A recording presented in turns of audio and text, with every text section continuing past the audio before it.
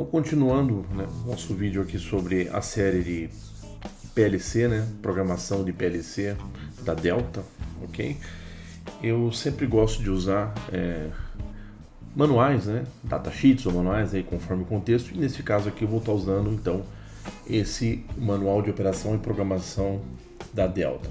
Então, o documento, né, se vocês olhar o link ali, a descrição desse vídeo, né, eu tenho o link para o meu GitHub, onde eu disponibilizei o material, mas esses manuais, tudo pode baixar facilmente lá no Delta Download Center, tudo é fácil, mas assim, já baixei e já está disponibilizando, então tá fácil.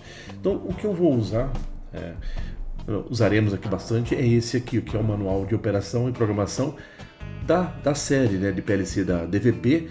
Olha aqui, eu tenho várias séries que cobrem, então a nossa é essa aqui, ó, o nosso PLC, o PLC que eu montei aqui, o painel é esse SS da família, da série SS2, então seria realmente esse manual aqui, mas ele cobre outras séries aqui, como pode ser visto, ok?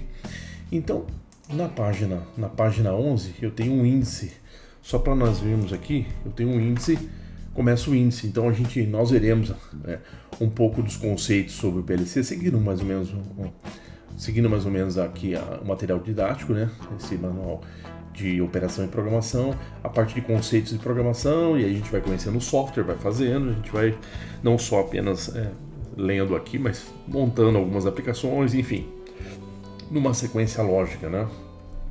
Então nós temos o índice nessa página.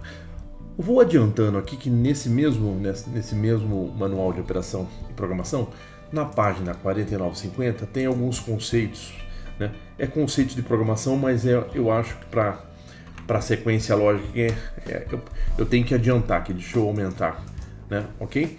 Então, primeiro aqui, então, na página 49, aqui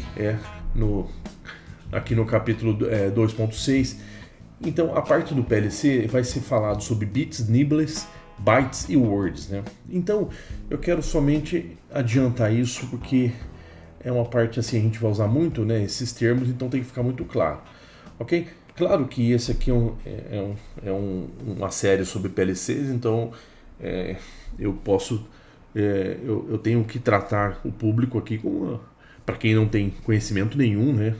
E para quem já tem conhecimento, às vezes só fazendo uma revisão, recapitulando, né? Mas tem que passar para quem tem interesse, né, em seguir essa série e não tem muito conhecimento, então eu tenho que repassar esses conceitos aqui, ok? Então é o seguinte, a menor unidade de informação quando a gente vai trabalhar com PLC vai ser os bits, ok? A arquitetura interna desse nosso PLC usa 32 bits, ok? Então vai do bit 0 até o bit 31. Então aqui a menor unidade de informação, né, tudo dentro, né, dentro da parte do PLC ali na parte do microcontrolador, do microprocessador, da parte digital, tudo são trabalhar com parte digital, então é binário, ok? Então essa é a menor unidade de informação, ok? Então é o bit é a menor unidade de informação.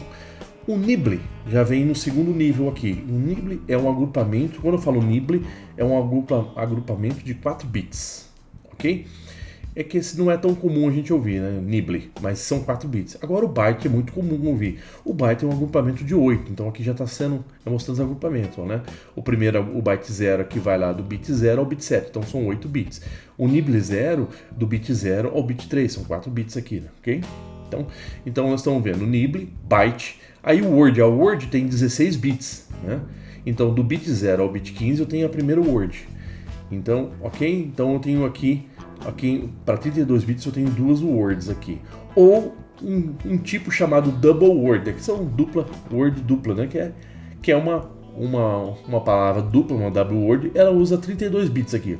Então vai do bit 0 ao bit 31. Então eu tenho que estar entendendo bem isso, né? Essa nomenclatura. Então quando eu falo de bit, é a menor unidade de informação, né? Pode ser representado por 0 ou 1. Quando eu tenho nibble, é um agrupamento de 4 bits. Quando eu tenho byte, é um agrupamento de 8. Quando eu tenho uma word, é um agrupamento de 16. Quando eu tenho uma double word, 32. Então isso é importante ficar claro aqui, ok? Já adiantando aqui também, uma parte que usa, né, que nós usaremos aqui nessa literatura, nós vamos ver sobre operações binárias, né? Tudo a parte interna do PLC operação binária. A gente vai ver coisas em octal, coisas em decimal, coisas em BCD, que é binário codificado para decimal, e em hexadecimal. Então aqui fala nesse capítulo 2.7, fala que assim, a parte interna, a parte binário, é a parte dos cálculos, operações, armazenamento, tudo no formato binário, a parte interna do PLC, conforme dito, né? Ele é um sistema digital, toda a parte interna é binária, ok? A parte octal aqui, nesse PLC, né, nessa família aqui, as IOs, o X e os Y, são endereçados em octal. Então ela vai de 0 a 7. O octal é porque eu só tenho, que nem binário, é porque eu só tenho dois símbolos para representar, 0 e 1. Ok? Quando eu tenho octal, eu tenho 8 símbolos, então vai de 0 a 7 só. Então é um sistema numérico octal. Ele vai representar os números em octal, mas só através de 8 símbolos, do símbolo 0 ao 7. Então, o endereçamento das entradas, né? As primeiras 8 entradas vão de 0 a 7, a segunda, as 8 subsequentes, então não tem X8, não existe em octal, não existe o 8, o símbolo 8. Então começa aí o segundo byte, né, de endereçamento, vai ser x10 até o x17, porque é octal. Então as inputs, os inputs são representados em octal e os outputs aqui também são em octal, o endereçamento. Então é assim que nós veremos os endereçamentos no programa quando se refere a entradas e saídas. Você vê que é só sempre representado em octal. Então é importante estar familiarizado com o octal. Bom, sistema decimal, né? Então a gente vai ter alguns dispositivos dentro do PLC, isso nós vamos avançando na programação, constantes, dados, tipo assim, a gente trabalha em decimal, na representação decimal. Então é um sistema numérico muito familiar para nós, né? É muito comum para nós, seres humanos, que usa sistema decimal. Então, decimal porque são 10 símbolos, de 0 a 9. Então, é o sistema que a gente usa, então a gente vai ver bastante dados, bastante representação decimal, ok? Quando a gente trabalhar. Quando nós trabalharmos também, a gente vai poder enxergar algumas coisas em BCD. Quando a gente está trabalhando com display de 7 segmentos, né? Então a gente vai com as chavinhas, aquelas chaves deep suites, né? Que eu posso representar ali, então, através de BCDs, tá? Um sistema de BCD, depois eu mostro uma tabela na sequência. E o sistema hexadecimal. Hexadecimal hexa é 16, né? São 16 símbolos, então vai de 0, né? Vai de 0 a 9, depois é A, B, C, D, E, F. Então isso são 16 símbolos, então são um sistema numérico representado por 16 símbolos, né? Então vai de 0 a 9, de A a F, ok? Que compõe.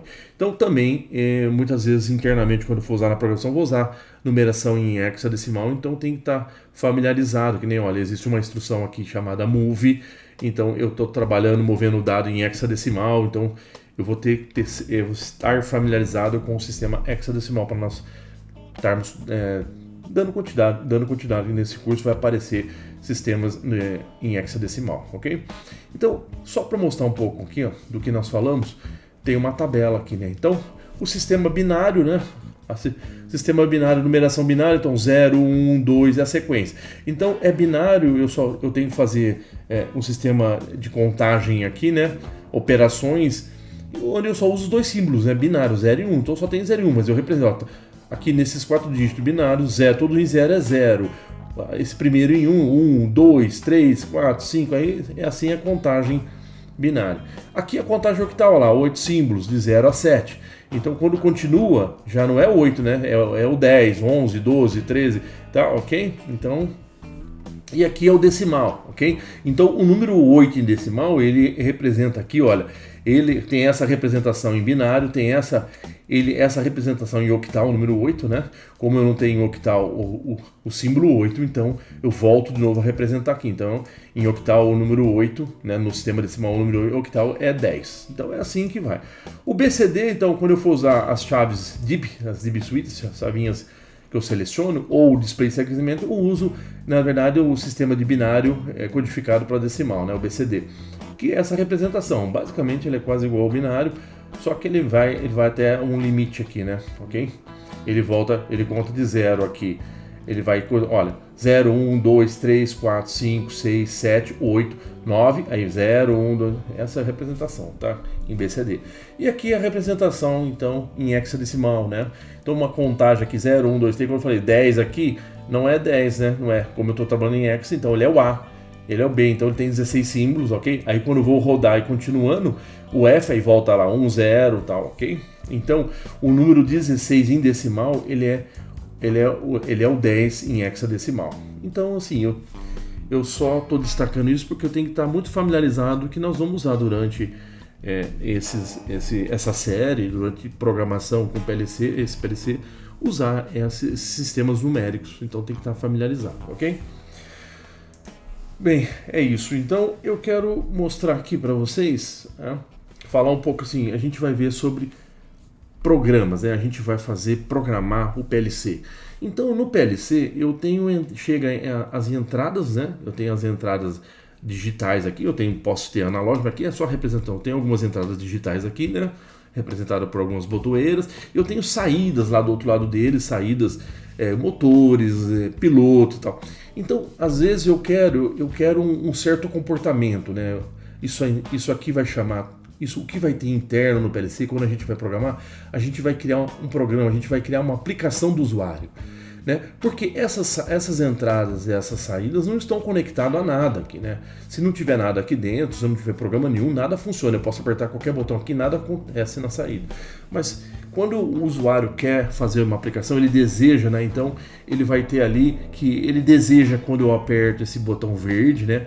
E esse botão vermelho não está pressionado, mas se eu apertar o verde, eu quero que ligue esse motor e acenda a luz vermelha.